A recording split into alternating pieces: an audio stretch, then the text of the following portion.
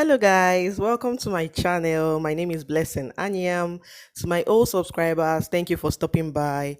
And if you're just coming to this channel for the first time, you're highly welcome. So today I'll be showing you guys my trip on a speed train from Hefei to Guangzhou. The speed train is so comfortable, very fast, 306 kilometers per hour, and it is very fun to be on. So you guys should just sit back and watch. This is the train station at Hefei, a very beautiful train station.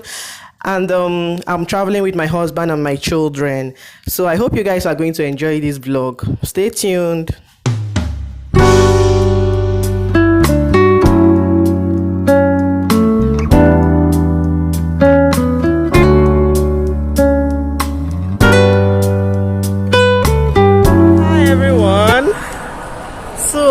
We are at the train station. We are about to take a trip, a very short trip. So I just said maybe I should give a quick tour of this train station. Now this train station is so big, very big.